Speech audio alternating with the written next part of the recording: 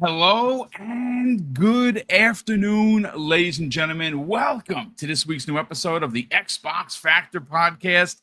I'm your host, Mr. BoomStick XL, and my God, ladies and gentlemen, it just crossed 12 o'clock here on the East Coast, and right now in New Rochelle, New York, with the heat index, we are already at 103 degrees.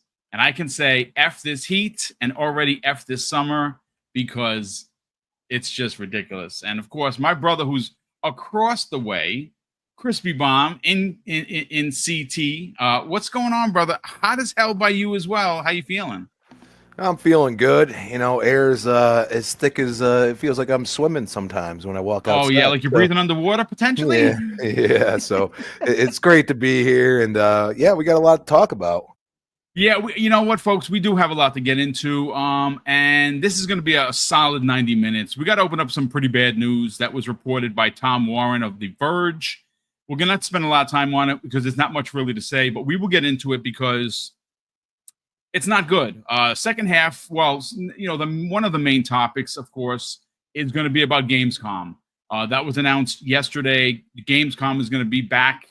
Xbox is going to be there in a big way. We have confirmation from Xbox Game Studios, Bethesda, and Blizzard. They're going to be there. The question is, what will they be bringing in tow? Next half of the show, folks, second half of the show, big topic. It's we've been, all of us in the chat, everybody on the panel, been talking about next generation for Xbox. And we know next generation for Xbox literally starts this fall with their handheld that they partnered with Asus or Asus to release the two handhelds. And we know that people that are on the insider program for the Xbox app have an opportunity to play with the new UI where all of your games are going to be aggregated to one screen, meaning that you'll be able to find all of your games from Steam, from Xbox Game Pass, from Epic Game Store, from EA Play. They're all going to be there. And at a touch of a button, you're playing your game. Pretty incredible future for gaming. But that's not the only thing we've been talking about, Jamie Moran. We've been talking about next generation hardware, specifically Xbox hardware, which we originally heard 2026. Then we heard, nope, hard 2027. It's not going to be there. And now we're starting to hear rumblings of a potential hardware release next year. And I'm going to give you my opinion as to why I think not only does it make sense, but it does go with certain things that Phil Spencer said prior to this release of the Xbox Series X and S. We'll break that down. But Jamie, how you feeling, brother? Welcome back. I'm feeling good, man. I'm playing through Final Fantasy 16 at the minute. Absolutely having a blast with it. I heard that you've been posting a lot of really good clips, and of course, the escapees not happy that you're enjoying yourself and you're having fun with gaming. It's a sad state of affairs, but the game does look dope. I got to be honest with you. Yeah, like I've literally said nothing but good things about the game. I've said so far it's a 10 out of 10 experience. It might go down to 9.5 or whatever. Who cares? But I'm loving it. Fantastic. It's lived up to my expectations and even exceeded them. But gaming's good. I'm excited about the future of gaming. I am sweating my balls off here, but let's talk about some gaming. Well, listen, brother. Try and stay cool. Hydrate, ladies and gentlemen. I'm drinking water. This is my third bottle in a row. Of course, I'm going to have to pee like a racehorse, but it's fine. At least the old man pipes are working, so to speak. But look, let's get into a report that is not just been floating around. It has been heavily reported. And I'm going to use Tom Warren's report regarding the layoffs that will be coming to Xbox and Microsoft. And of course, I want to give credit where credit is due and pull Tom's story and read it verbatim. And I do have that in front of me here. And of course, this is Tom. This is, again, the author, Tom Warren. We all know Tom. He obviously writes for The Verge. And the story goes, Microsoft planning major Xbox layoffs next week. And according to the story, Tom goes on to say Microsoft is planning to cut jobs in the company's Xbox gaming business as early as next week. I first reported in Notepad, that's one of his private sites, earlier this month that Microsoft was in fact planning the Xbox layoffs potentially by the end of the month. And of course, at the end of the month, June 30th, is the end of the fiscal year, July 1st. starts fiscal 2026. And it goes on to say, I understand managers at Xbox, or more specifically Microsoft, have been briefed about Xbox cuts and wider layoffs in other parts of Microsoft's business. The upcoming cuts are also expected to hit Microsoft sales organizations just at the start of the new fiscal year. Again, we're not going to spend a lot of time on this because, folks, what are we going to say? I think that one of the biggest black eyes for the gaming industry in this particular generation has been the egregious layoffs. And it's not just been Microsoft. And of course, look, I don't really dabble in stocks. I have some stocks, that I'm playing with for the future, and that's fine. But we know that as of yesterday, Microsoft was the richest company in the world, $3.6 trillion. That is a lot of money. So you ask, well, why the layoffs? Well, because they're greedy Fs. That's what it comes down to. All these companies are. Hearing that thousands, not hundreds, thousands of humans are not going to have a job sucks. And it really does put a damper on what we enjoy, and that's gaming. Xbox is going to see a majority of cuts. Now, I don't know where those cuts are because, again, we're not going to spend a lot of time on this. There really isn't much more for us to say other than to kind of just look at Microsoft with a bit of a crooked eye because Xbox, maybe they're not the market leader, maybe they're not selling consoles, but they are making money. Game Pass is sustainable no matter, regardless of what the trolls try to tell you. And, again, any job cuts are bad cuts. Nobody wants to see anybody out of work. Nobody wants to see anybody laid off because when you're laid off, even if you have a severance, that severance eventually, dries up. And does that mean you're going to get a job right away in the field that you know and love? I don't know. And usually the answer is no. So again, Crispy Bomb, let's get your thoughts on this. Obviously, this was announced. Tom had brought this to our attention a couple of weeks ago through his paywalled. And of course, it's he's a good reporter. So if you like Tom's stuff, go support him on Notepad. But he reported on this on his Notepad, which again is paywalled. Some people have it. I don't. But if you do, awesome. And now he's making the big report today, and people are starting to follow suit. This sucks. No matter how you put it, it sucks. Let's get your thoughts. Yeah, I mean, it sucks, and I'm probably going to bring up a point that you're going to start seeing this happen more and more as AI is integrated into some of these workforces, especially these larger companies. I know people don't want to admit it, but it's going to happen at some point where there's going to be a lot of development tools that are artificial intelligence. We're in another age. It's kind of like I've been through all of the different things in my life already, and this is just another new one that we're going to see people lose jobs, and it sucks. It really sucks. But it could be great in the end, or it could be very bad. And right now we're in that cusp of people are going to lose jobs because they see a program that is able to do at least part of that job right now, which could end up being a full job. And it's really, people are going to have to change the way they look at, how they want to work and stuff like that. And unfortunately, we're going to watch it again. We're going to watch, things change, jobs change. I don't condone they're approaching $4 trillion, laying people off, but that's why they're worth 3.6 trillion. People like gross. Yeah. They do what they don't, nobody wants to see them do. And I also was like, oh, here comes some bad news. It happened to be layoffs. I thought it was going to be something else, but it's always like they have a bunch of good news and then they have something, like right before the fiscal, it's like, okay, now we're going to lay people off. And it's it's terrible to see because, I feel like this is not going to stop anytime soon. You mentioned AI, and AI, unfortunately, is something. It's a tool. It's a tool that's being widely used.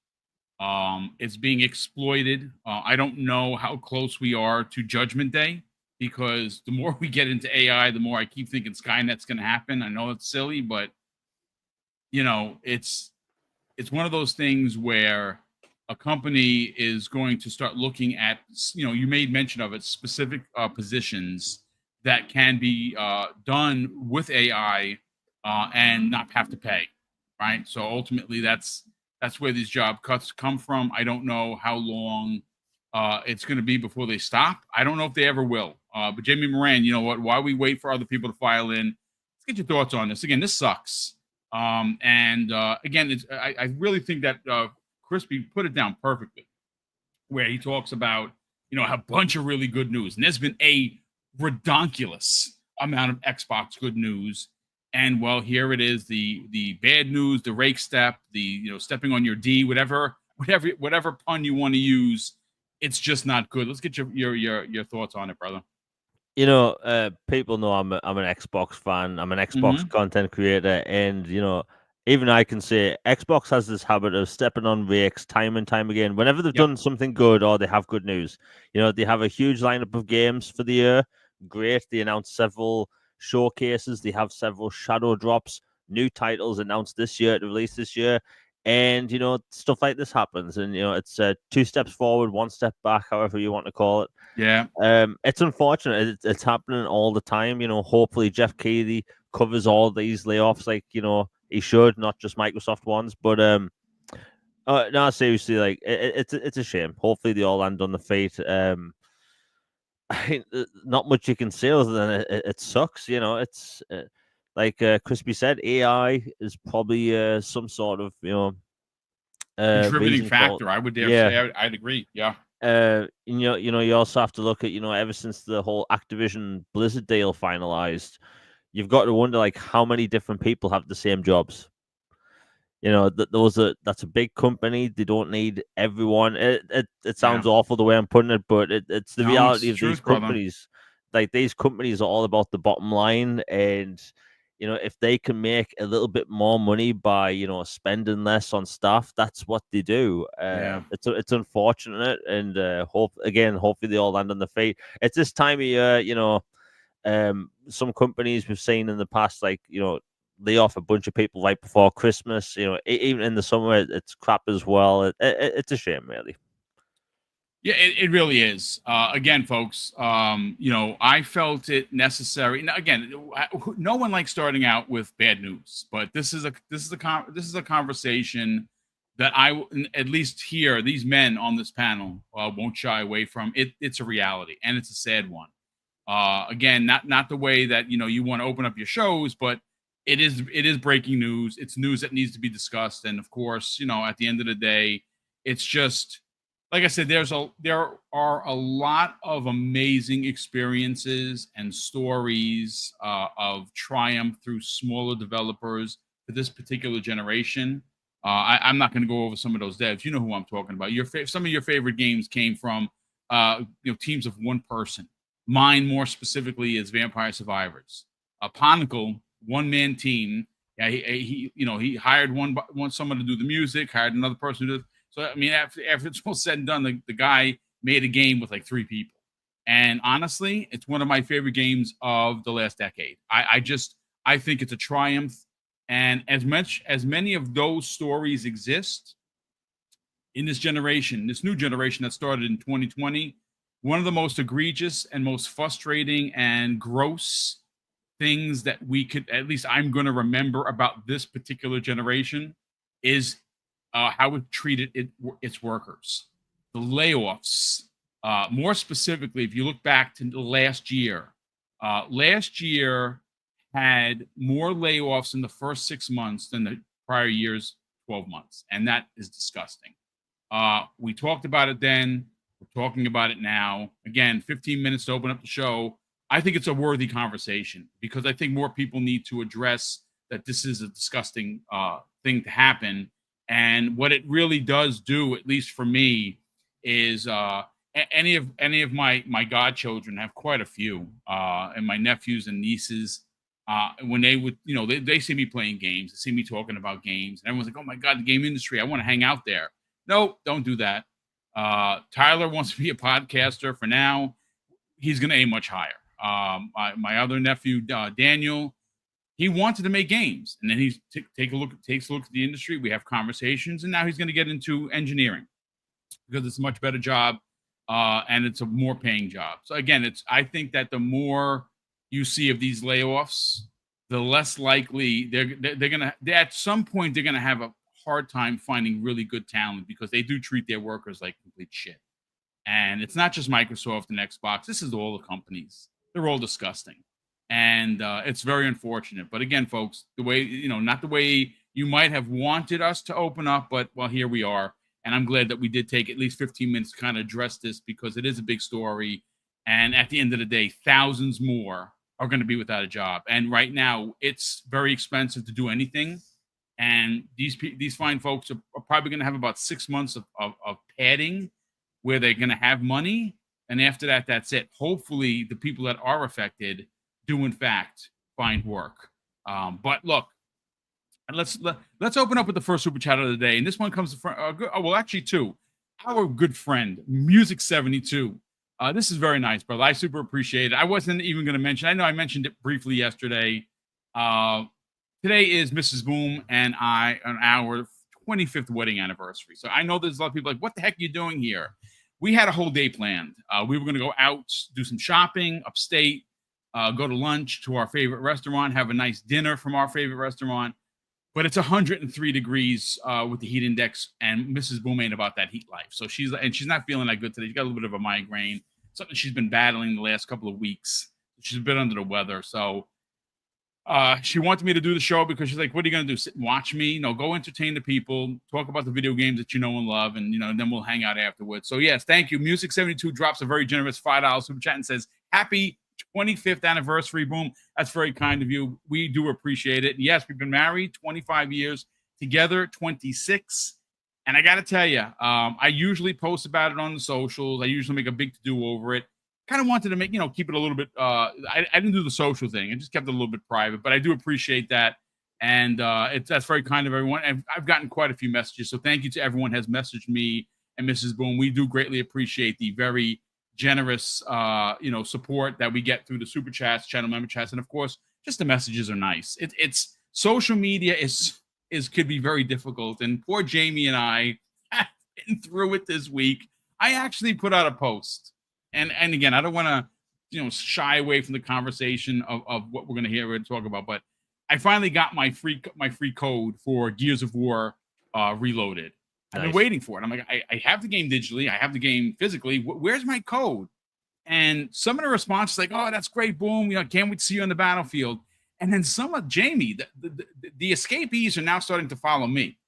One guy was like, what do you care? It's in Game Pass. And I'm like, my God, you can't even post anything. That's positive. It's really, really wild. But listen, we're gonna take the negativity, throw it in the garbage. We're here to talk about Gamescom. Gamescom is happening, but let me catch these other super chats and then we'll get into it. Of course, Max City Entertainment, not to be outdone, drops a very generous $5 super chat and says Xbox has learned that the PR game dropped bad news when Sony drops a game. Sad, unfortunate, but smart.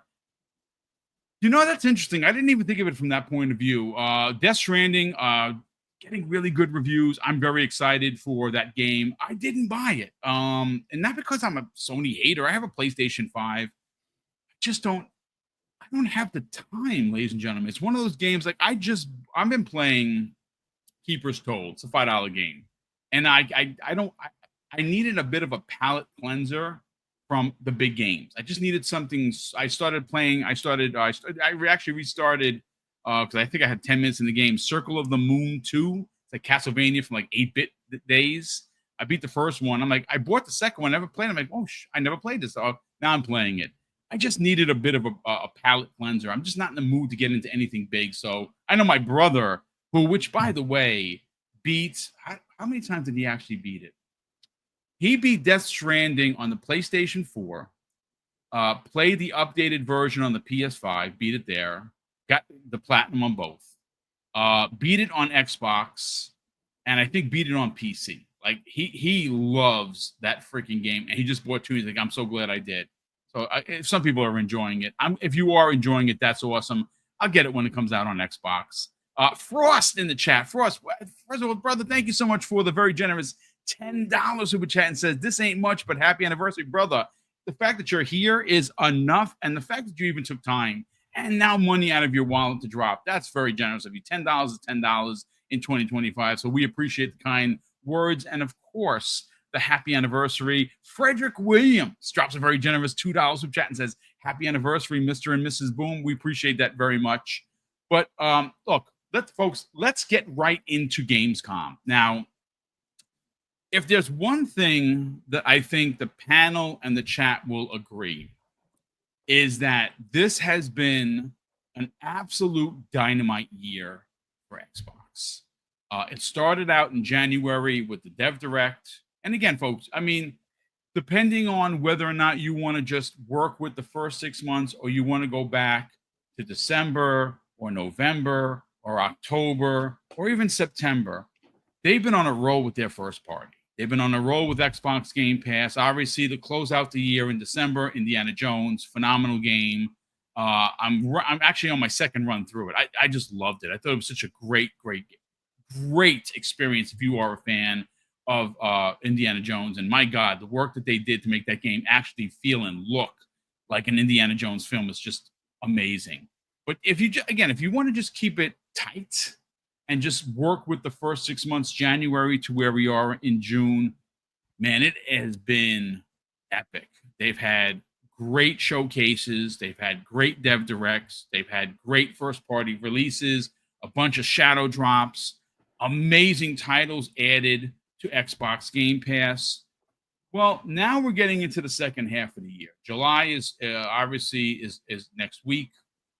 And well, Gamescom has been confirmed that Xbox is going to be there in a big way.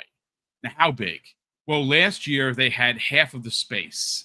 And I speaking to people like Keasante who actually went to Gamescom, he's like, boom, you wouldn't believe it with your own two eyes. They everything everywhere was Xbox. So this is going to be a big show for them. And there's a couple of reasons, Crispy Bomb. Besides the fact that Gamescom is the biggest show of the year. I know that, Jeff Keighley's is pretty big and there's a lot of people that go. Gamescom is a totally different animal. And it's a behemoth. And they get hundreds of thousands of people through those 4 days. What makes this one a little bit more special is it was just announced yesterday that Greenberg and the rest of the crew are going to be celebrating with fans the 10th anniversary of FanFest. Now, of course, I would have loved FanFest to be here and would potentially love for them to have it on multiple locations. But it seems like this is the big one. This is the big 10th anniversary event. And again, it's Gamescom. Gamescom is massive. So again, a double celebration. Xbox celebrating what they've done already for this year, celebrating the 10th anniversary with fans. And of course, that is a big, big place for Xbox fans. But Crispy Bomb, we know what Xbox has done. And I'm going to be honest with you. I said this in the green room. There are 3 big shows left for the remainder of the year, right? There's Gamescom, the biggest of the year. There is the Tokyo Game Show, which is pretty big in itself. And of course, at the end of the year in December, as it has been for the last decade or more, is Jeff Keighley's event. And we know that Xbox usually shows up to Gamescom with something, as well as Tokyo Game Show. And not last year, but the year before, they had a bunch of stuff that they showed at Jeff's show. And we know, folks, this is a known fact that they held some things back from the showcase that just happened a couple of Sundays ago. My question to you is, what are your expectations, and are they going to show something new at Gamescom 2025? Well, I mean, first off, I feel like Xbox has the strategy of, just, okay, we're going to show up and we're going to show out in some way, shape, or form. Now, like, because Sony still has a stranglehold on the European market, why not show up once again, show up big, show up the way, they did last year at the least, but also bring something new. I'll be honest with you. I don't know what that new could be. I will say this. It would make sense to have Fable there. I'm going to be honest, in some way, shape, or form. Even like an update, maybe a small little like, dev tease type thing. I think that is like perfect time to do it. I look at all these other companies not showing up, and it's like ripe for the taking of saying, okay, we can take some mind share back. You have, tens of thousands of people, I think, go to Gamescom. That's why it's bigger. So like, it's, one of those things, like if you have your branding everywhere, you have, demos and playability and all this other stuff going on. Now you have newer hardware that maybe possibly people could get their hands on, could really change some thought process when so many people come together. And it's really, they're going to have something, I think, for each show that they actually are announcing that they're going to be there. If they're not going to be there, well, that's a different story. Yeah. Also, the fact that unfortunately, I know people are going to hate this, but they're kind of multi-platform now.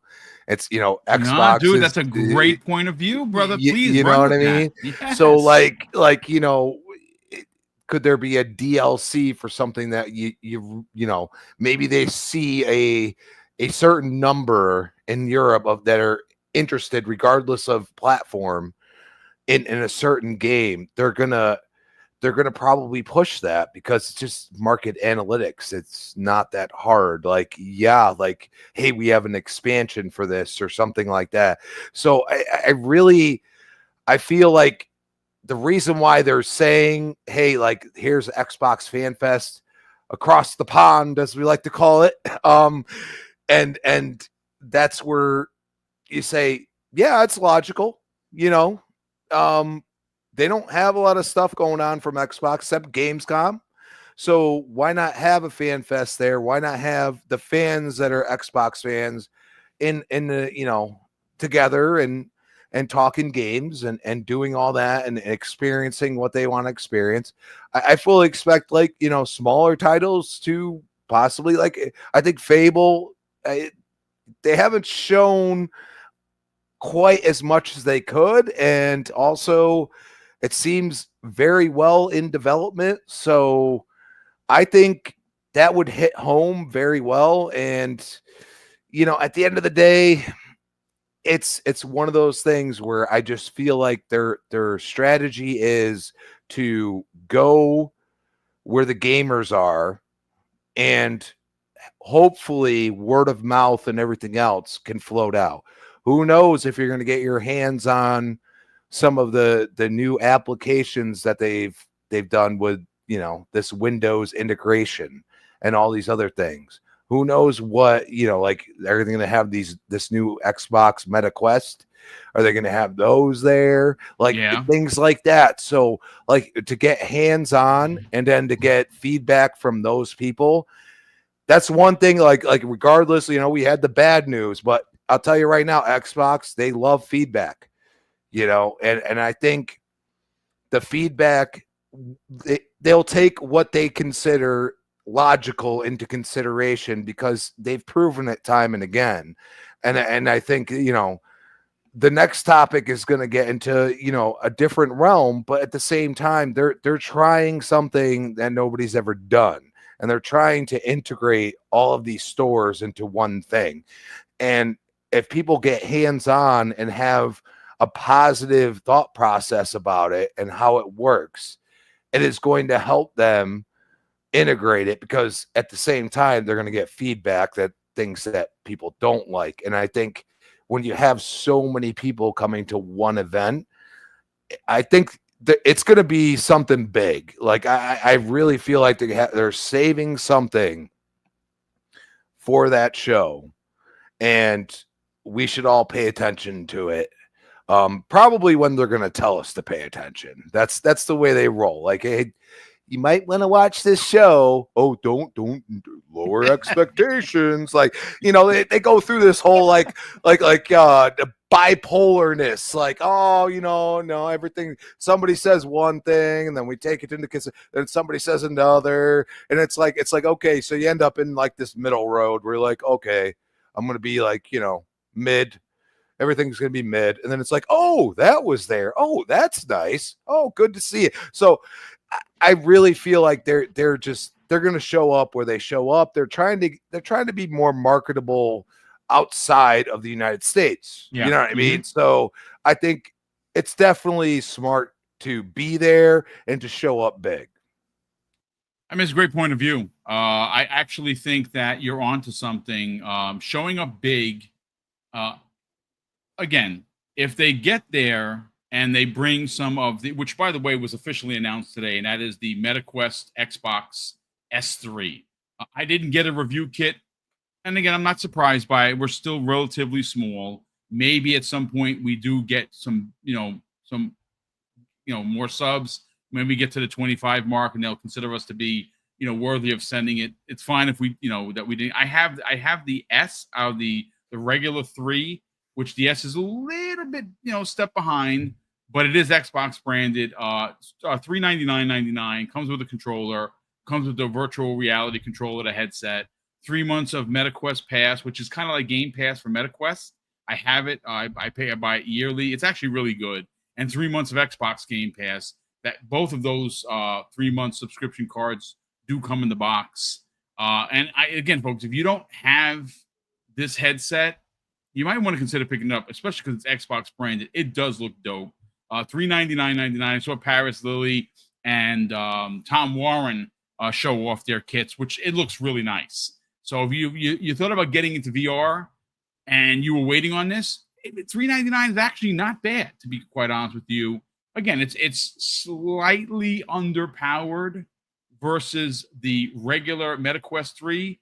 But it's still a nice deal, at least in my opinion, especially if you've been waiting. But Jamie, Crispy Bomb brings up some really good points about showing up and showing out, so to speak. One of the things that I am expecting, and look, we all know that these game shows, especially when they're held here in America, it's sometimes difficult for these companies to fly from Europe to America to be a part of the show. Right. And we know that the shows are digital, but sometimes, they bring their wares with them. Well, Gamescom gives a lot of companies or a lot of developers that are in that region of the world a much easier time getting to Germany. And we've seen this before, that Xbox will show off studios that happen to be in that region of the world. And there are quite a few of them that are part of Xbox Games Studios.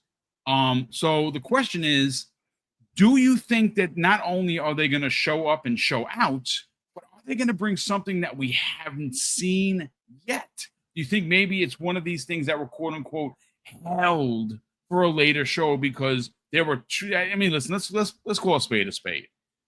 The showcase a couple of Sundays ago was incredible, and it was packed to the gills with content. And mind you, they didn't show Perfect Dark, they didn't show Fable. They didn't show anything with Halo. They didn't show Gears E-Day. They didn't show, there's the State of Decay 3. There's a lot of games that they did not show. You think any of those games might have been held for Gamescom? Gamescom's a pretty big event. Yeah, so Gamescom, for the past few years, it's typically an event where they have updates for existing games we know about. So I think we could see things like, State of Decay 3, because we've already seen it in action. We just need to see, more of it, maybe a release date, more games from their European studios, maybe an update from, Ninja Theory. We still don't know what they're really doing with that horror game. Project Mara. Yeah, Project Mara. No, I'm putting my nerd hat on here. Typically, when Microsoft has a Gamescom, they tend to announce games that are actually big in Europe. So RTS games. Yeah. So like that's why Age of Empires was announced for Xbox, Age of Mythology Retold. I think, and I've been saying this for like 6 months now, I think we could possibly see StarCraft announced for Xbox. And I'm one of the 8 people here that like RTS games. But like StarCraft is absolutely huge. RTS games are massive in Europe. Now with more like keyboard and mouse integration on Xbox, I think we could see more PC centric games come over. I do think they will make a big splash with Call of Duty, because we still haven't really seen anything about it outside of a few seconds of campaign footage. So I think we could see something like that. Now the other side of that coin is I think Microsoft could completely surprise us, because Microsoft has taught us anything this year is expect the unexpected. They've announced multiple titles this year that we didn't know about, had no idea about. So who knows? I mean, who knows? Maybe even the Fallout 3 remakes here. Now, I'm not going into this thinking it's going to be like, a summer showcase style thing. Gamescom is normally really fun, chill, updates on existing games. But I think, Microsoft, their past several Gamescoms, they've had a pretty good show. As an RTS fan specifically, I've really enjoyed their past shows. And they have like other studios working on PC centric games. So I think we could see something like that. I think you're onto something. I really think that and that's a really great point of view. Expect the unexpected, because if there's one thing that we did learn this year, is they really embrace the shadow drops. As a matter of fact, it was in one of their advertisements for Game Pass where they literally said shadow drops happening on a regular basis. And you know what? This show is going to be covered by a lot of the big websites. Gamescom is all of the bigs are going to be there. IGN will be there. VGC will be there. All of your favorite publications, including some of the journalists. I would imagine that Jez Corden is going to be there. I would imagine that you're going to see a lot of people like Tom Warren, Tom Henderson should show up. That makes sense, right? But it's a big show. I do like the idea that Crispy dropped down about showing out, because, like I said in the beginning of the podcast, this is an opportunity to keep the foot on the gas, so to speak. Right? Again, PlayStation is getting some shine because they have Death Stranding 2, and it is currently an exclusive to PS5. Right? That's a big deal. It's got really good scores. A lot of people are playing it. A lot of people are enjoying it. Paris Lily posted something on the social saying how good it was. The character models look sick. They just look so good. I saw who the heck was it that I saw? There's quite a few posts, but they said that the loading times are super quick, like blink and you missed it quick, which is awesome because this game is a graphical powerhouse. It's a typical Kojima game, and a lot of people don't like Kojima. They think he's overrated. Whatever, the guy. I mean, listen, if that's how you think, awesome. I don't think that at all. I cannot wait to see what this game delivers, and more importantly, I can't wait to see his horror anthology that he's working on. I think that's going to be really dope, and we haven't seen anything on that for quite some time. But I really think that this is an opportunity to.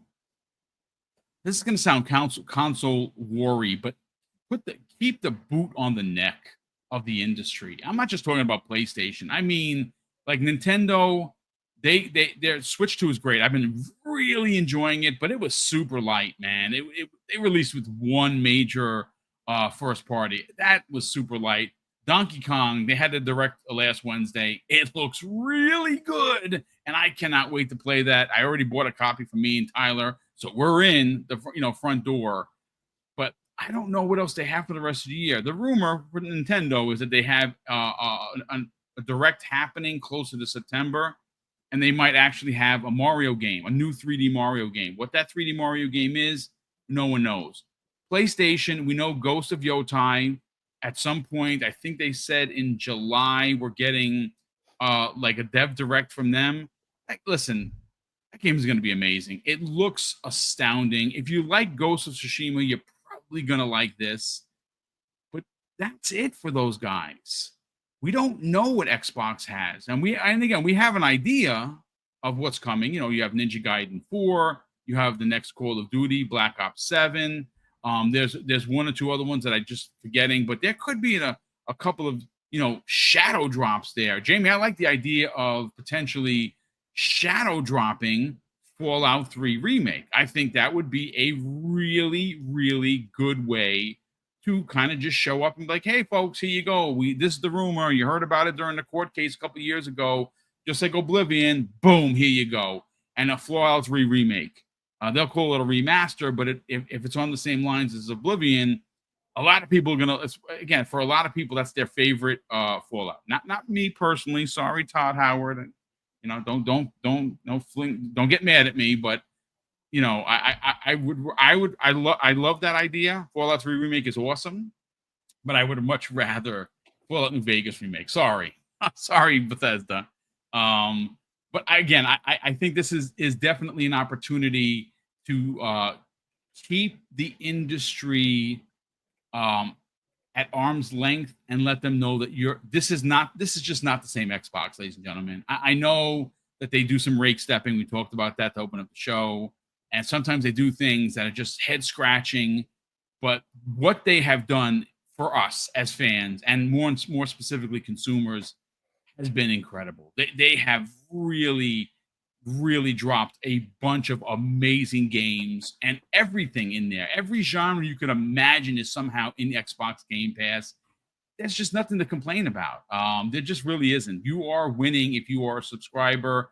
And now that they're giving you more ways to play, there's just no reason not to subscribe, especially if you are a PC guy or gal. If that's your bag, if PC and PlayStation is your thing, or PC and Switch is your thing, there's just no reason not to be a part of Xbox Game Pass because it's even cheaper on PC. Like, you are winning even more if you could win, if that's a thing. But great points of view. Now, Umbra is having some difficult time getting into the show for some reason. I don't understand. Maybe he's got to reset his PC. I did send him a message. I did send him a new link. Hopefully we can get him in here. But what I want to do is let me just catch up on the super chats. I think we have one additional one here. Frost drops an additional, very generous $2 super chat and says, Soulstone Survivors is another good roguelite. Did I play that? That sounds familiar. You know what? I probably played, but I'm going to take you up on your advice because I just bought another one. It was, I think, on sale for $8, and it's Paper Bag Boy something or other, and it's Vampire Survivors with a paper bag, but the weapons it look really cool. So I didn't mind spending the $8. If it stinks, then you know I'm out $8. But hopefully it doesn't. It looks like Vampire Survivors with a paper bag. I think Paper Bag Hero or something like that. It's weird. But yeah, I'm not in the mood to jump into anything big. I just want to go old school. I don't know if you guys and gals ever get like that. Like, you just don't have the will to take on something mammoth. Like, I have to still play Expedition 33. I got to get out of the water level, which I know I should be ashamed of myself. Oblivion, I got like 10, 15 hours in. I'm like, yeah, this is awesome. I can't wait to play. I just hit a wall. It's the craziest thing. I just don't want to play anything, you know, like massive right now. But gentlemen, chat, we got to get into Xbox in 2026. Now, again, we've talked about the games to death. We're not actually gonna get into what games are happening. You already know that their lineup is it's almost unfair. Like, if you consider what Sony told us, Sony said that Sony, PlayStation, they're gonna release one AAA banger per year. One. Is that enough for you PlayStation fans? I don't know. I suppose it depends on what that one is. But they've confirmed they're going to do one big budget game per year. Yikes. When Nintendo will probably have Metroid Prime is releasing this year, and potentially, it's just, I'm spitballing here, a new Mario, and those are going to be monster-sized games. They're going to sell very, really well. They're getting my money for sure. But that's 2 plus the Mario Kart, Donkey Kong. That's 4 for the year. Maybe they have another one in there. Maybe they have a Mario something in there. But that's probably going to do it for this year. I don't know what next year looks like for them. New Zelda potentially. That's definitely on the table. I don't know what else is going to be there. So they could have a light 2026. Xbox seems to be really hitting the gas pedal, so to speak, with their first party. Their first party lineup is sick.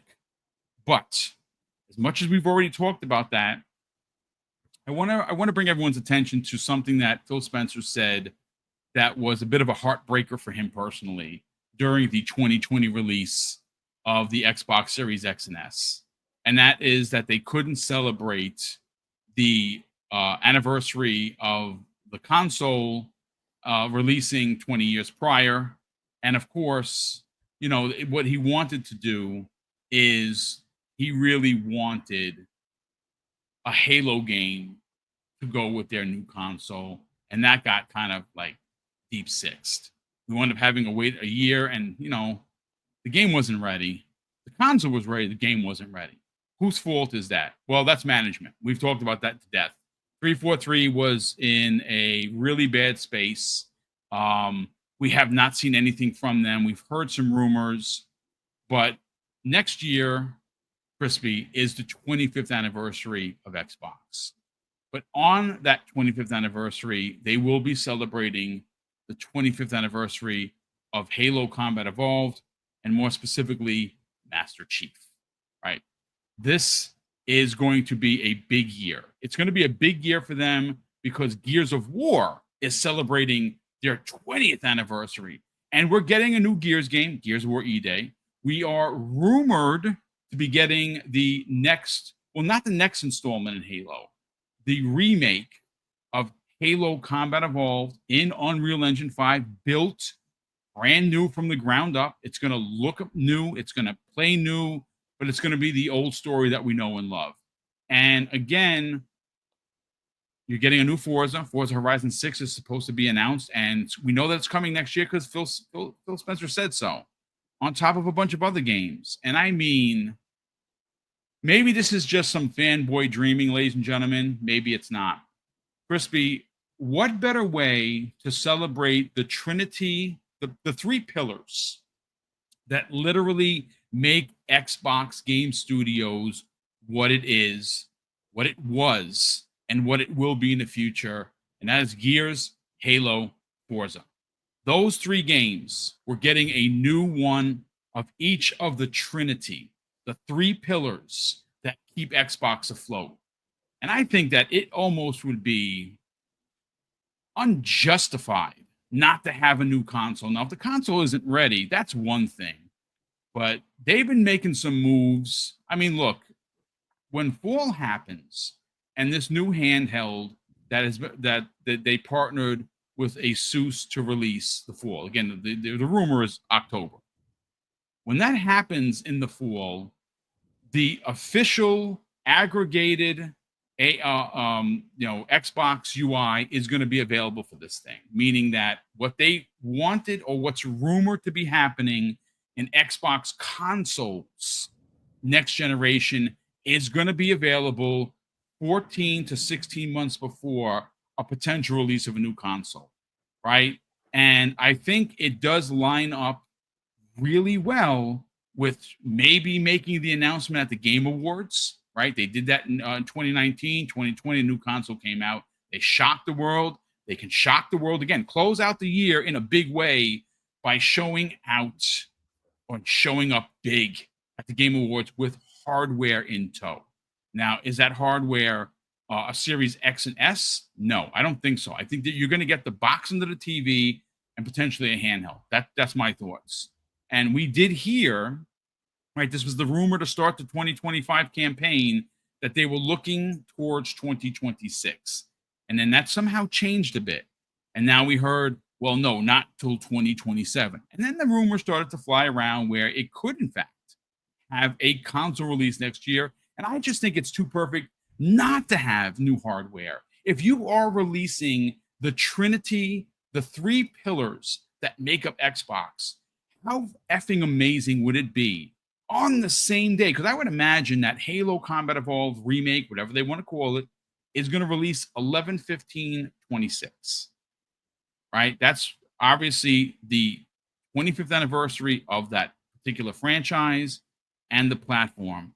I think it would be such a wasted opportunity not to have a new console to go with a new old Halo game, along with new Gears, new Forza, a new State of Decay. I mean, the list is just packed. Let's get your thoughts on that. Is there a chance, Crispy, that we see new hardware next year, or am I fanboy dreaming? I don't think you are. The way they have announced partnerships with AMD and everything else, they have, and the integration. So they're like, AMD is everybody says NVIDIA. Well, AMD is like, we can do it, but we want to keep the price down. And that's why all these console makers go to it. You know what I mean? Because they do things a little different than NVIDIA. NVIDIA just powerhouse. Okay. Like, you want PC parts, go that route. Okay. Like, you want to spend the money, and trust me, like, you look at the prices of their graphics cards and everything else.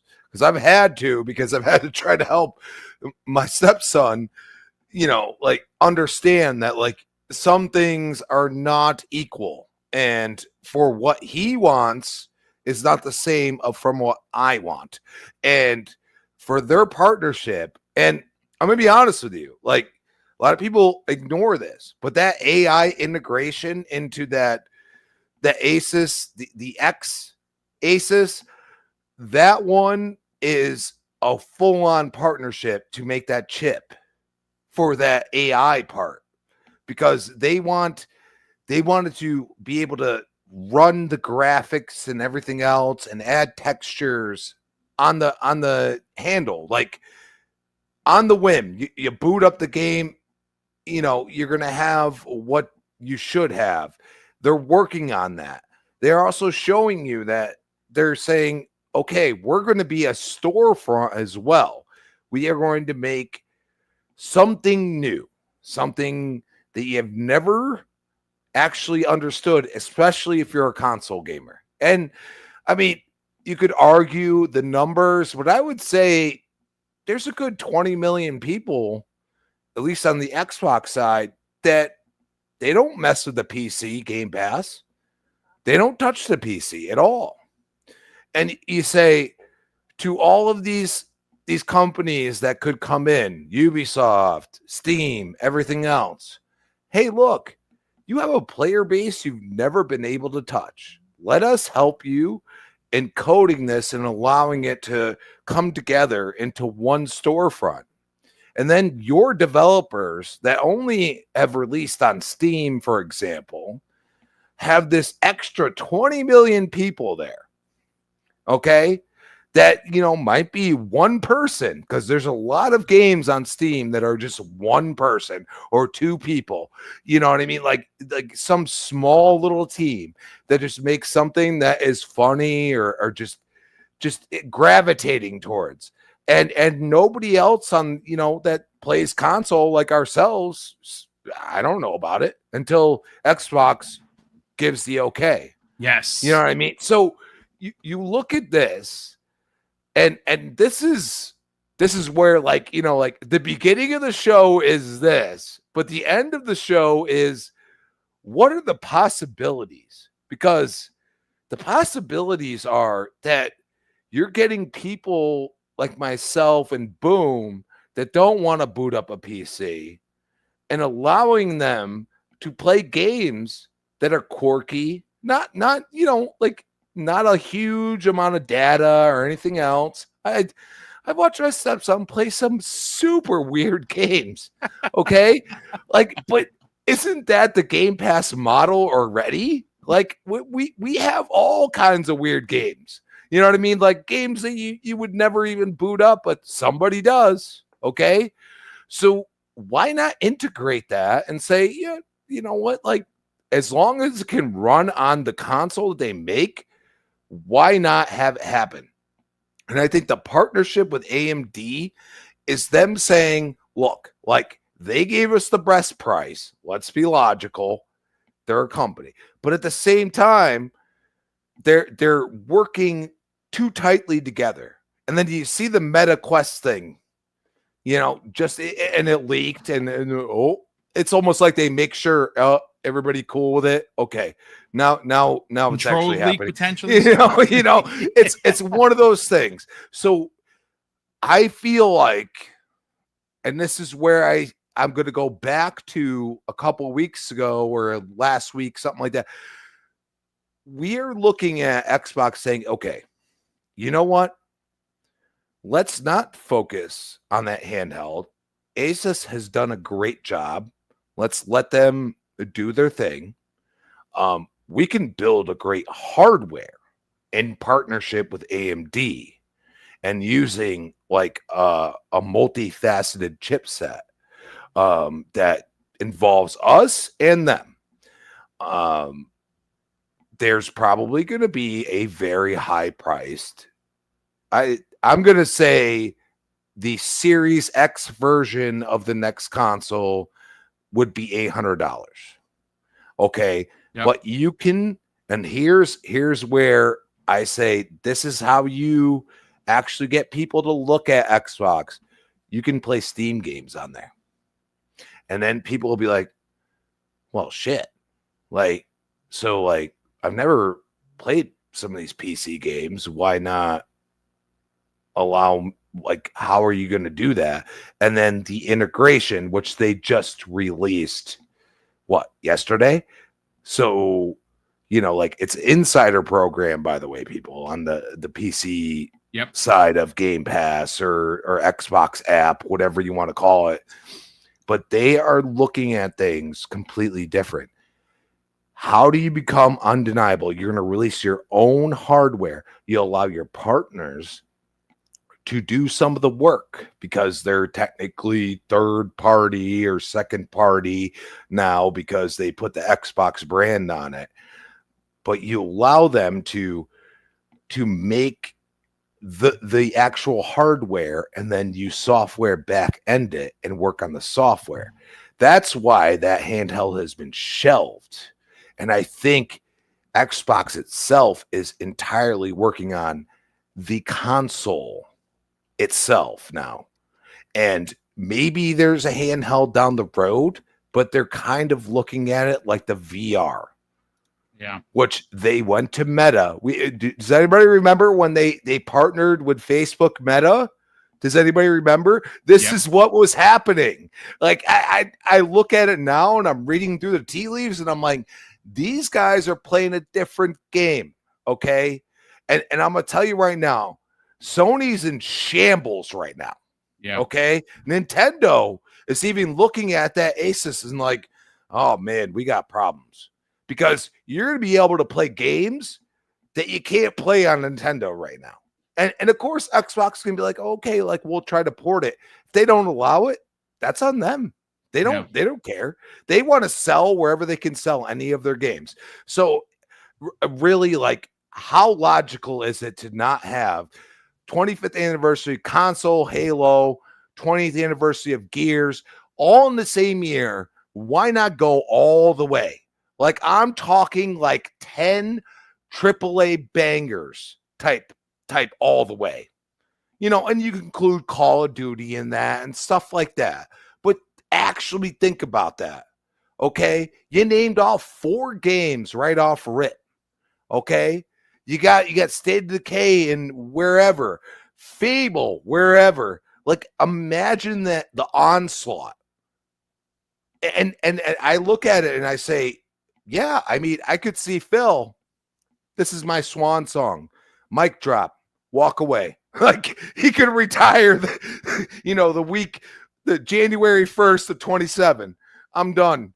Like, you guys got. I mean, he's going to earn right? it. He's been there 30 plus years. So yeah, you're onto something. So I'm just saying, like, I'm telling you, Phil, that Play Anywhere, like, everything's starting to shift. And people are starting to say, man, like I can play games wherever I want. If I have an Xbox or I don't have an Xbox, I could download it on my TV. I could do this and that. Like there's a lot of things happening right now. And I mean, obviously like anniversaries and all that, but just the shift that's happening right now. And I'm starting to see it, starting to see people not have an argument anymore. So I look at that and I say, you know what? Like, how are you going to take down the king? Sony's the king as far as console sales. How are you going to take them down? You give something that's undeniable. You give them something that's I could play Steam game. I could boot up Ubisoft games through my Ubisoft account right on the app. Like they are showing you this now. Yes, it's completely possible, and I think it would be completely logical to release a new console next year.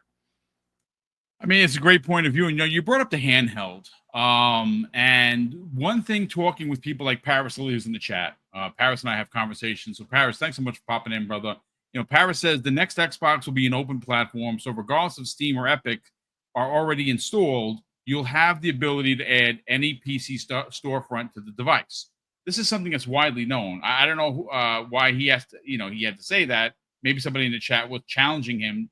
I mean, come on, folks. Paris knows what he's talking about. He just did a bunch of videos regarding why this is the next step for Xbox. And folks, it may not be. Look, I understand there are a lot of purists here, and no one is dancing on your grave regarding where Xbox was many years ago and where they have to go, because like Crispy literally just said, to dethrone the king, which right now is PlayStation, you need to do things that they're not going to do. The PlayStation 6, folks, as we understand it, is going to be incredibly powerful. Make no mistake. But it's not going to be an open platform. It's just not.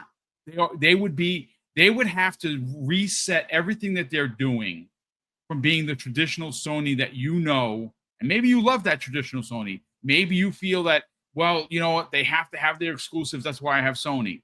Folks, they're going to get away from that. At some point, maybe it's not this year. Hell, maybe it's not even next year.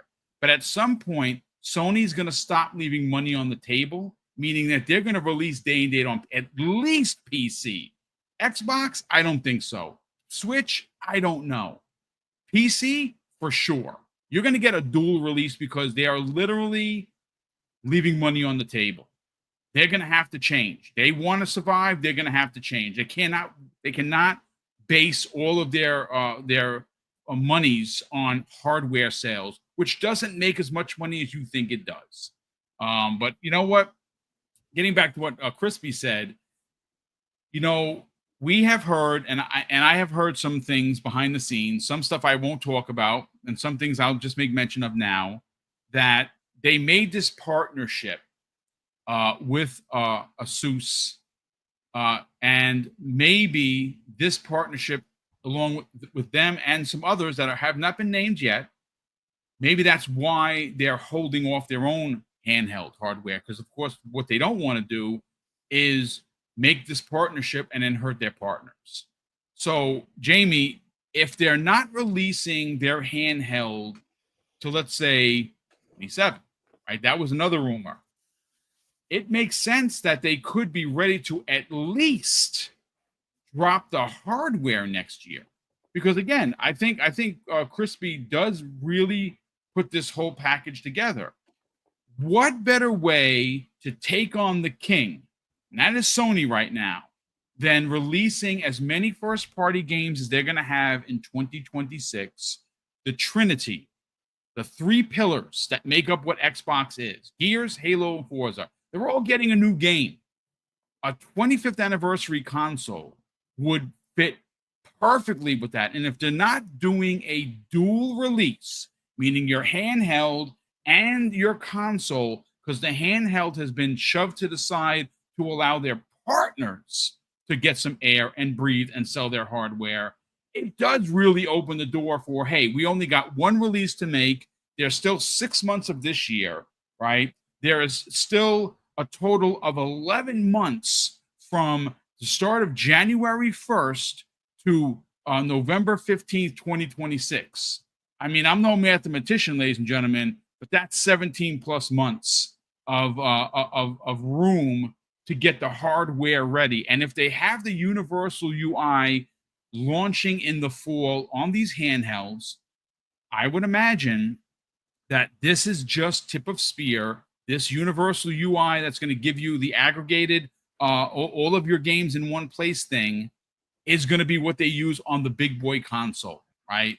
17 months is a long time to start working on releasing your next console. And if you're only doing a one SKU release, meaning it's just going to be the Xbox, whatever the hell they call it, and it falls in line with the 25th anniversary and some of their biggest releases ever, I think it'd be a missed opportunity for them not to do it. What are your thoughts?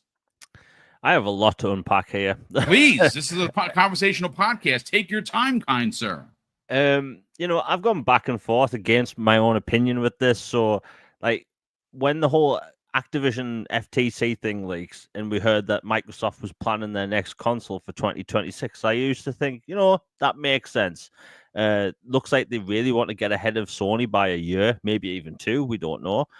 And then, it kind of came out that it was going to be 2027. And a lot of people thought, that's an extra year with these consoles.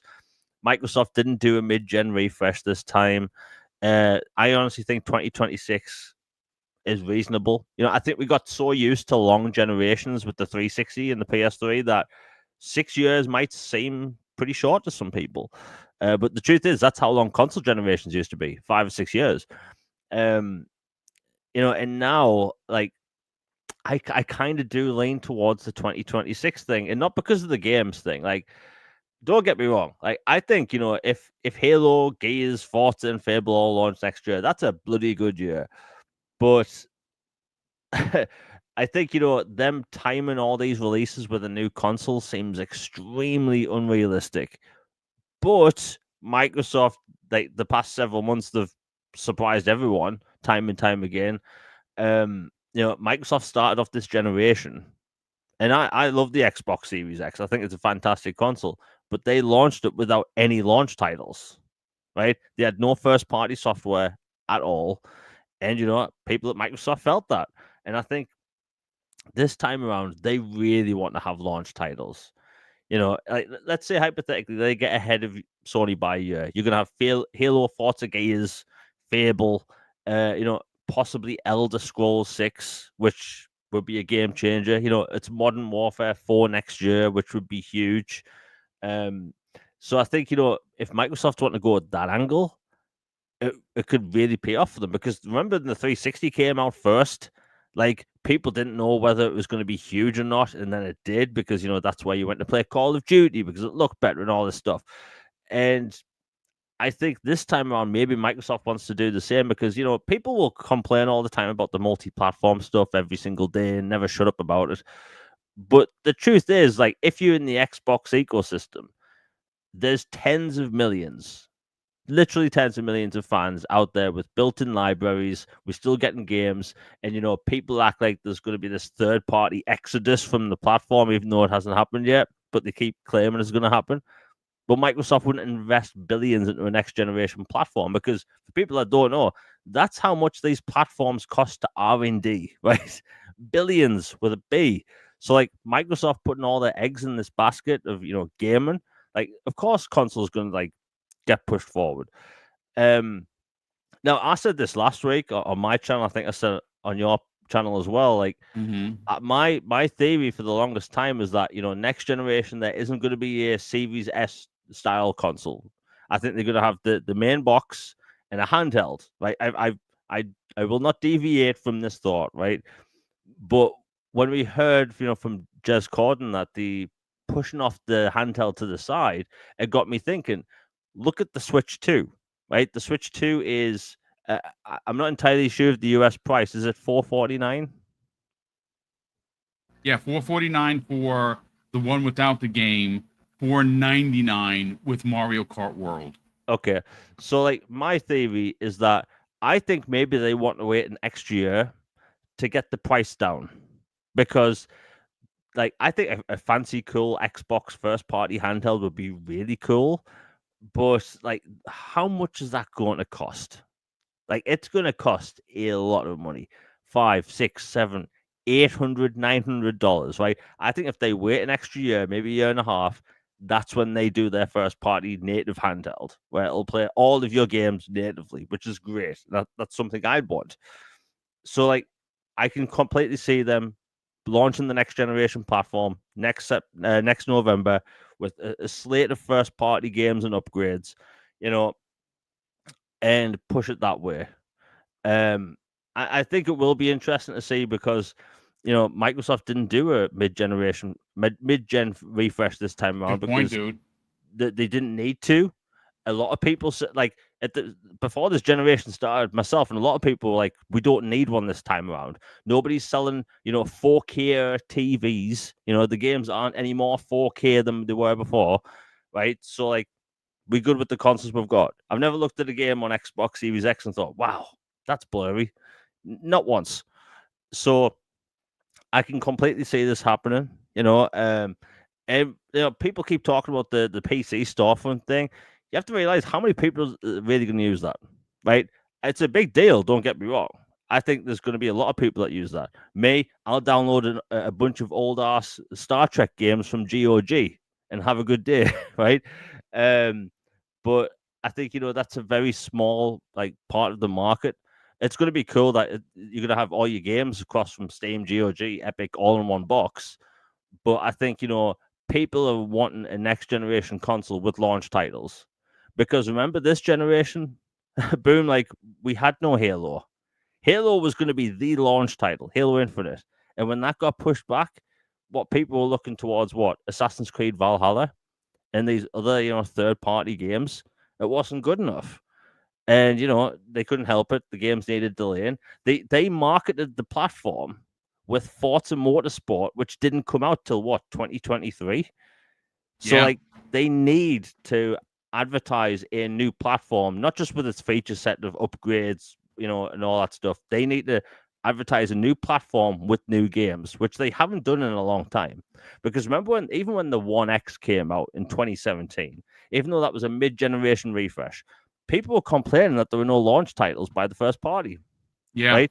Even though I don't think it's necessary for a mid-gen refresh, but if you're going to have a new generation, they need to have launch titles. If you launch a new console in 2026 with a Gears, with a Forza, with a Halo, and upgrades to your existing games, you have the brand new Call of Duty, all shiny 4K, 120 FPS ray trace and all that stuff, right?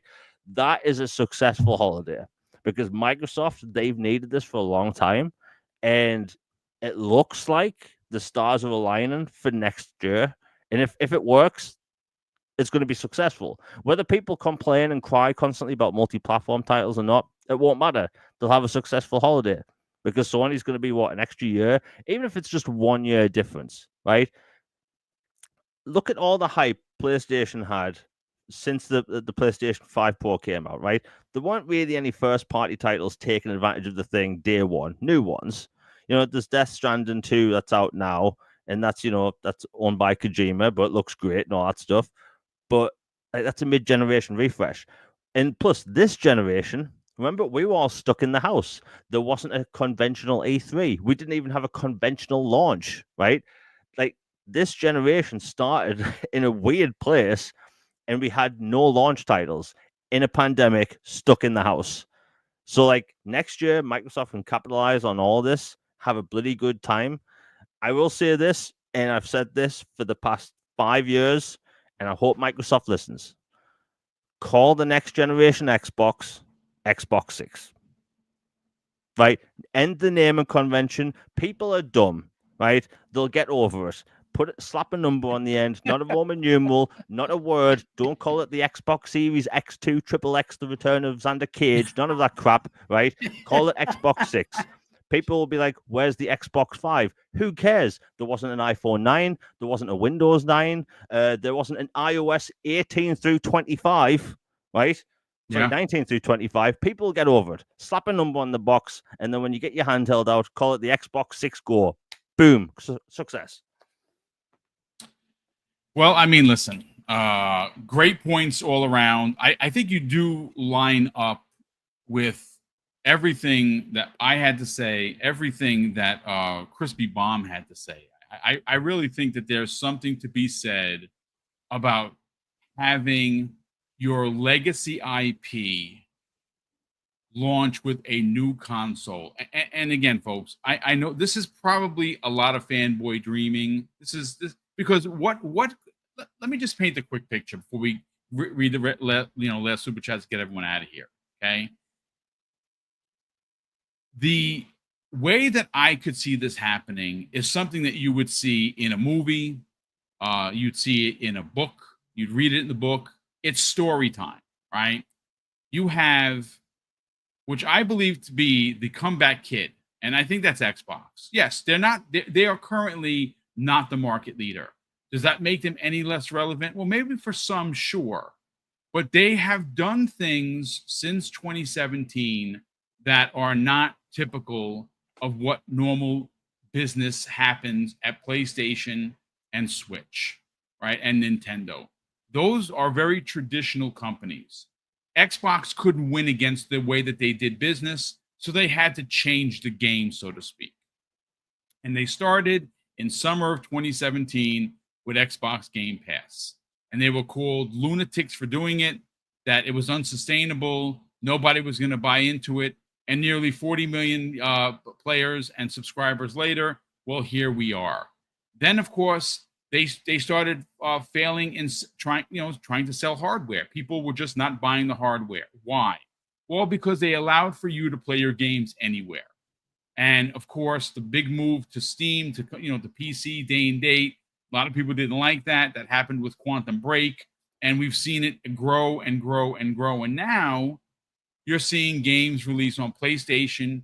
You will eventually see games released on Steam. How close some of those games are. I'm not talking about first party.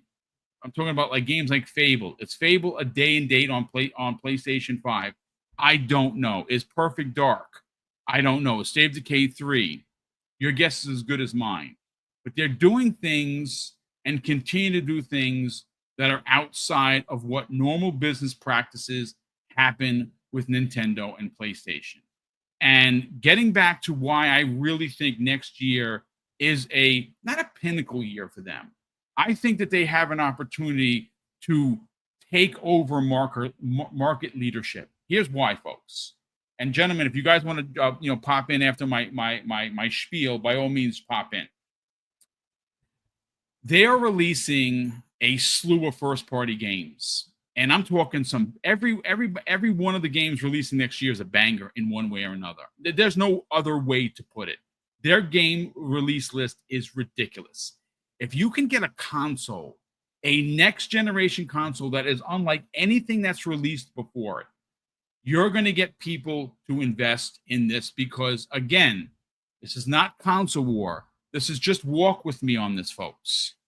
How many times have you heard from the PlayStation Nation that they don't need an Xbox because they have PC, right? I don't need an Xbox. It's day and date on PC, and I got a rig that cost me $5,000. How many times have you heard that?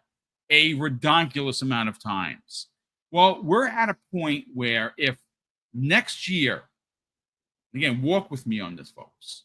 If next year, this magical box that goes underneath your TV is the open platform that Paris Lily, and we've all been talking about for months, I'd even say a year now, is this open source box where Good Old Games, Epic Game Store, Steam, Game Pass, and your personal library, your personal Xbox library is available in one location. Do you actually need a PlayStation 5? Do you need a PlayStation 6? I know that I'm not buying a PlayStation 6 because I won't need to. Sony is going to get to the point of day and date. And when a game comes to Steam, Spider-Man 3, God of War 17, The Last of Us 99, whatever you want to add, I'll just buy it from Steam, get my trophies, and just play it. If I have to have a PSN account, so be it. If not, then no trophies, it's fine. I will still be able to play those games on my Xbox, and I can buy them directly from Steam and at a discount.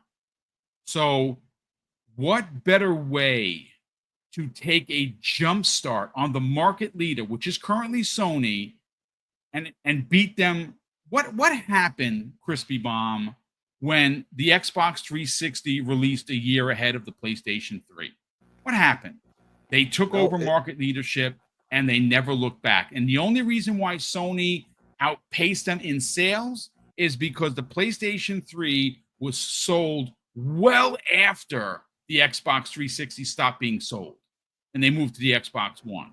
And they, of course, like the PlayStation 4, which sold, I think they're probably close to like 120 million worldwide, which is unbelievable, right? I know the last time I checked was like 118 and change. They're probably closer to 120 because people are still buying PlayStation 4s. I mean, why wouldn't you? You could probably pick one up for $130 and you can play all these games. Why wouldn't you pick it up?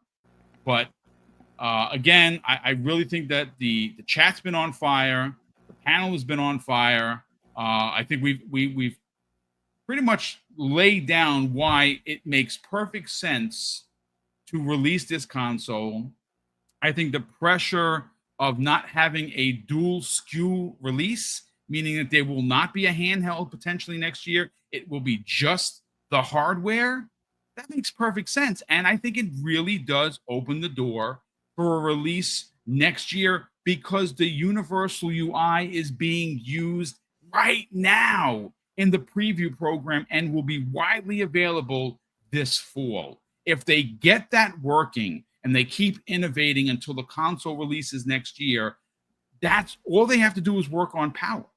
All they got to do is get this box to be a powerful or the most powerful Xbox ever released, and they jump Sony by at least a year, maybe even 2. That is how you win market leadership. And on top of that, because they went third party, Crispy, they're going to have their games sold everywhere on top of being in their service. I think it's a scenario that is happening. Any final thoughts on this?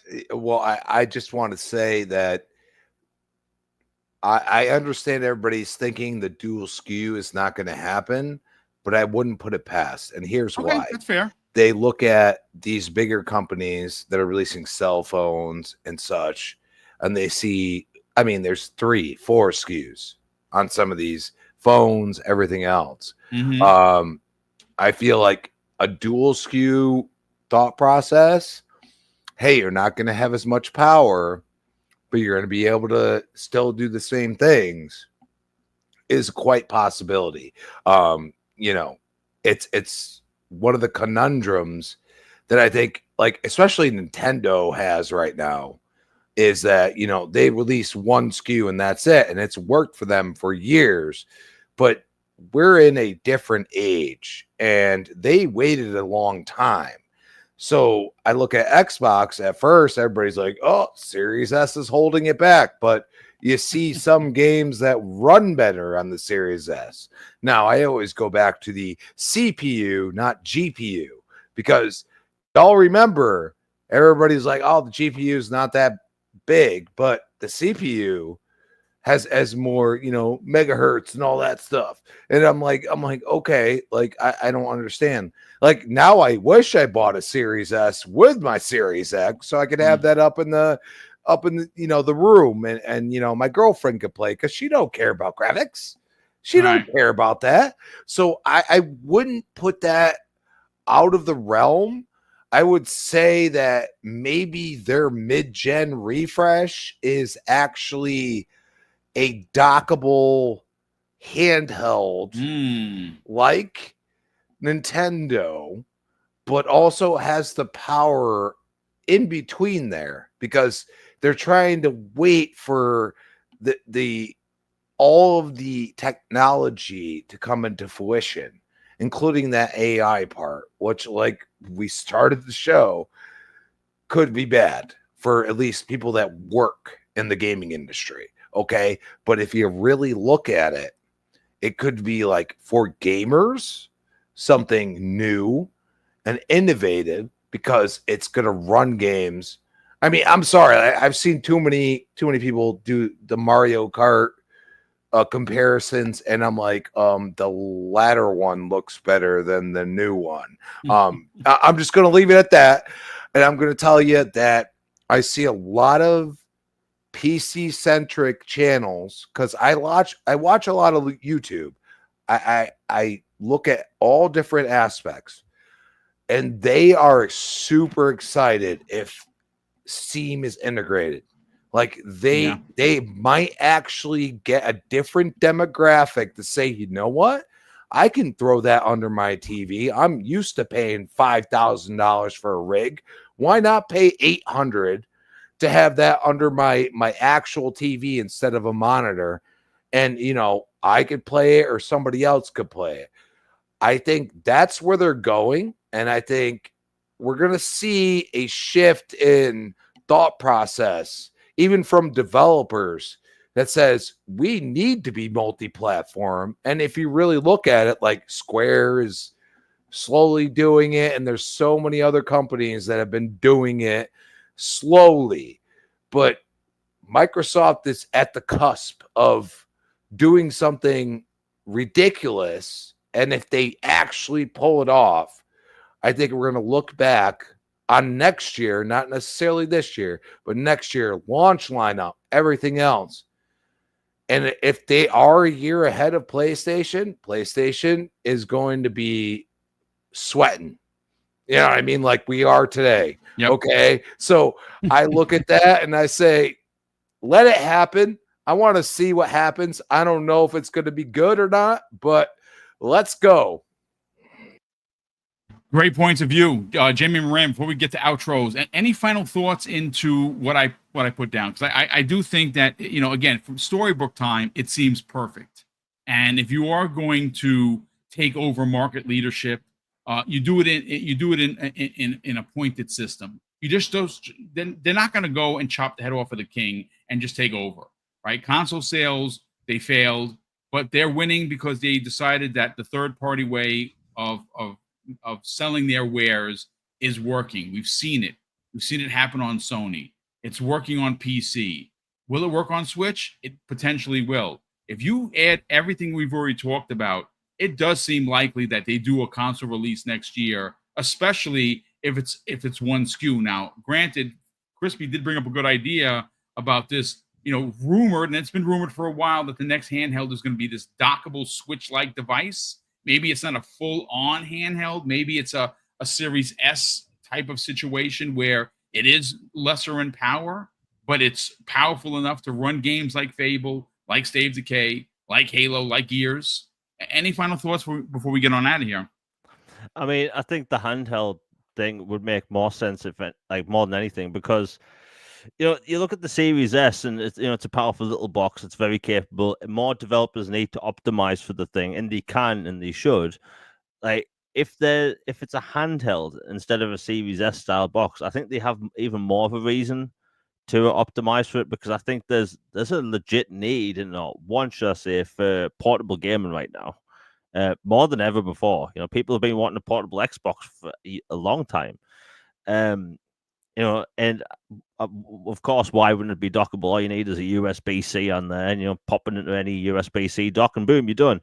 But I think the most important thing for Microsoft is, can they get out a year before Sony, and can they have a launch lineup?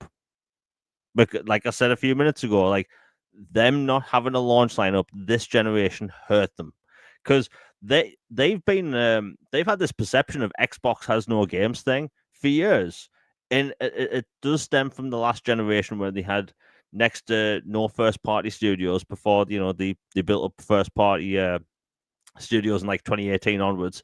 Like Xbox has no games. That was a thing that was talked about all the time. Hell, I won't mention names, but I saw a multi-million YouTube content creator, subscriber dude, talk about all the consoles in his cinema room, and he was talking about how he mainly plays on the PlayStation because it has more games, right?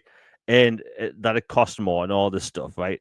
And I thought Xbox is still they're still dealing with this perception that there's no games, even though they are releasing more first-party games than Nintendo and Sony combined, right? Whether they put them on other platforms, that doesn't matter. The point is they're releasing more first-party content than anyone else, right? And they still have this perception by the the large audience. So if they can get their console out first, all eyes are going to be on them. There's not going to be people, because like when the Xbox Series X was announced at the Game Awards in 2019, right? They let us know a year in advance, hey, there's a new console coming. Although I do think, in retrospect, that was a bad idea for console sales and all that stuff. But like when that console was announced, we already knew there was going to be a PlayStation 5 on the way, and people were wondering, what's this PlayStation 5 going to be? When's the showcase going to be? If Microsoft gets out a year beforehand, nobody's going to be wondering all that stuff. Because remember, every single post we see, or if I make right now of like, hey, there's this new game out, I'm playing this new game, I always get one reply by some dumbass going, hey, it plays better on PlayStation 5 Pro, right? So are these people going to come out of the woodwork all of a sudden and say, oh, it plays better on Xbox 6? Like, no, they won't, right?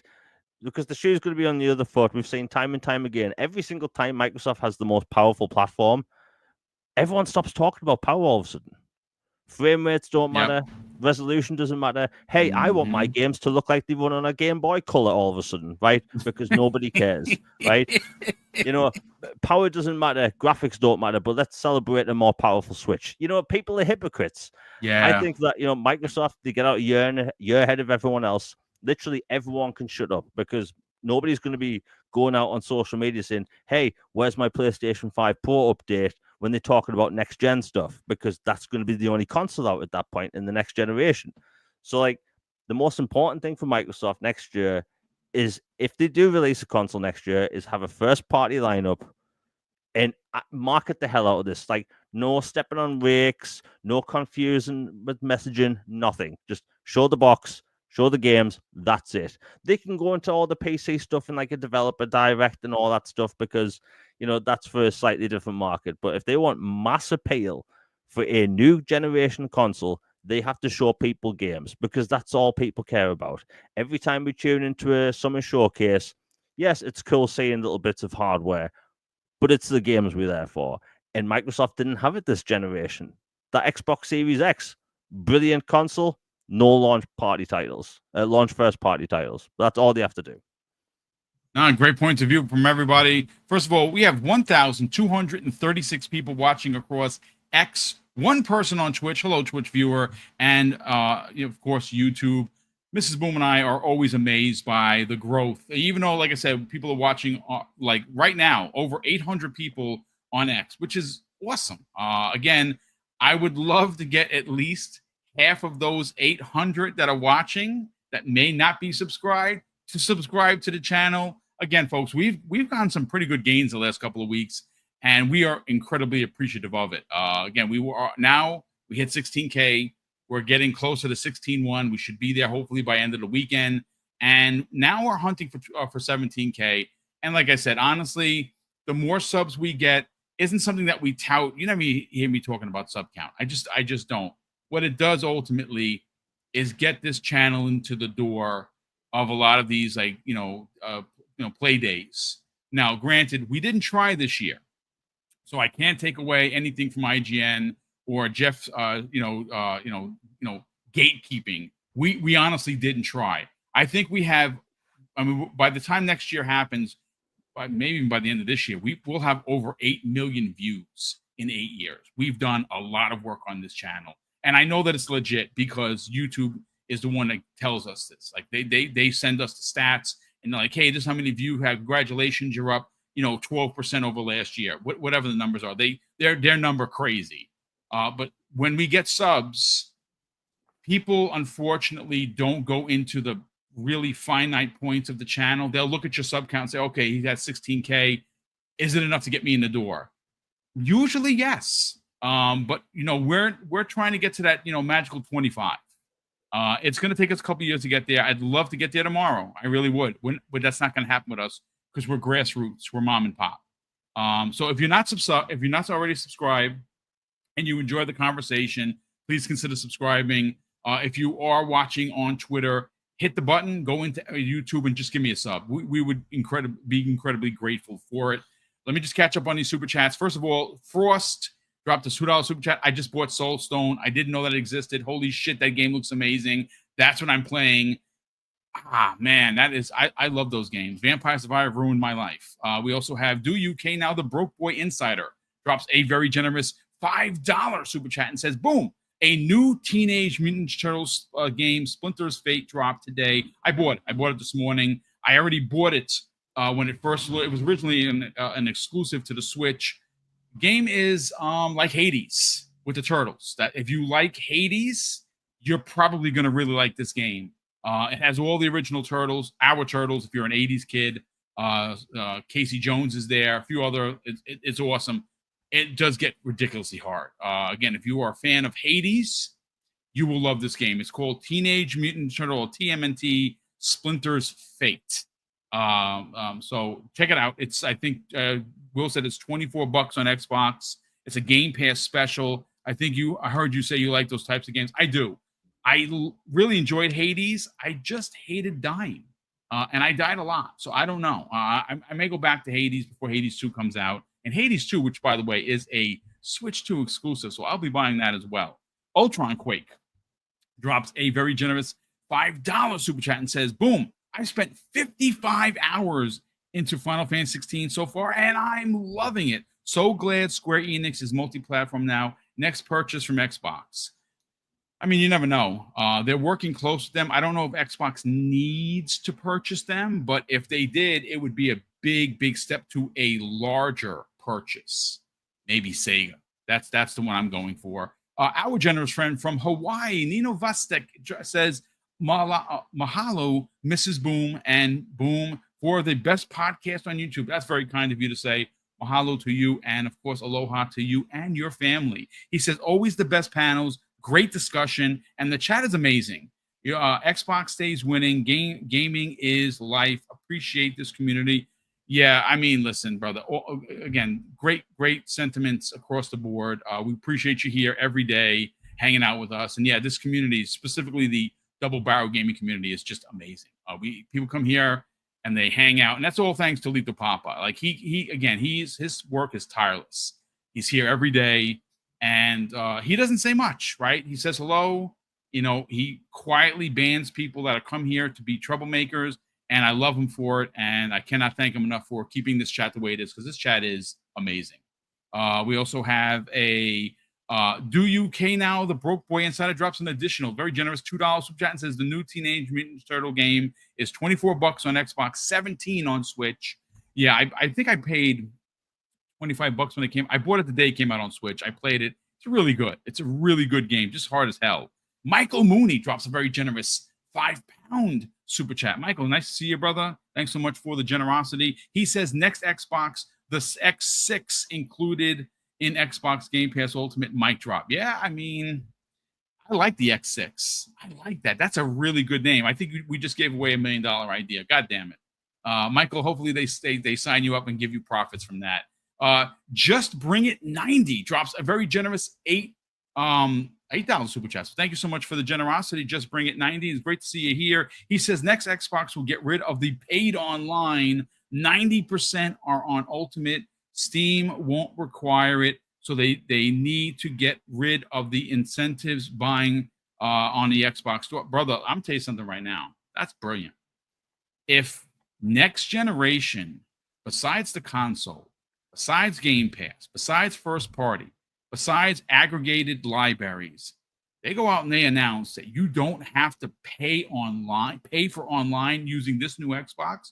Holy shit. Are you kidding me? Do you know what that would do to Sony? Sony would, you ever seen the gif of the guy sweating from Airplane? That would be Sony. If they have all of what we talked about and they add, hey, buy the new Xbox, no longer paying online because it's Steam and it's an Epic Game Store and it's PC, like, what, dude, that is insane. That is absolutely insane. That's how you win market leadership. People move from Sony to Xbox. Why? Xbox Game Pass, no paying for online. Oh, and they can play PlayStation games on this thing. They don't need a PlayStation anymore. That is absolutely freaking brilliant. I may actually have to come back to that. Just bring it. I'm going to remember this. I'm going to take a screenshot of this, which I just did right now. This is really thought-provoking, brother. Thought-provoking. Joe. Yeah. Yeah, brother. Were you going to say something? Yeah, that would be That's insane. logical. It It's would actually be completely logical because it would. Steam wants you to buy their Yep. games, and clearly they're working with Microsoft because we just saw it like yesterday. So yeah, I mean, that would make sense, and Wow. I think it would be game changing. Literally and figuratively. Yes. I literally just took a screenshot. I sent it to myself. Brother, we'll be coming back to that. That's absolutely brilliant. Absolutely brilliant. Because I think that if you remove that paywall, holy freaking cow, Sony finds themselves behind not one 8-ball, 10 8-balls, in my opinion. Joe Dunmore, channel member for 31 months. Joe, salute to you, brother. Thank you so much for the outstanding support. He says Xbox 6 release date May 26, 2026. Brother, that's crazy. I like the sixes. I don't like all those sixes because when you put them together, like if you said June, it'd be 6, 26, 26. That's a lot of sixes. I don't know so much about that, but you know what, Joe, I love you. Thanks so much for it. East Coast Dan, my brother from another. We know Dan for a very, very long time. As a matter of fact, we knew Dan before we were a couple, and he knows the story. East Coast Dan, my brother, he drops a very generous $10 super chat. He used to work with Mrs. Boom many moons ago. Happy 25th anniversary to you, Mrs. Boom. Wow, where has the time gone? Yeah, I know, 25 years. It's crazy. D, you know what I'm talking about. You know exactly what I mean. He's laughing, I know. The Ruham. Nice to see you here as always, brother. Thanks so much for the very generous $5 super chat. It says the MetaQuest plus Steam app equals VR games on Xbox branded MetaQuest. I mean, the MetaQuest Plus, I have it. It's their own Game Pass. That's really what it comes down to. It doesn't have any Xbox games. I don't think we're getting any Xbox VR. What you're getting is big picture mode, which I've seen it. I've used it.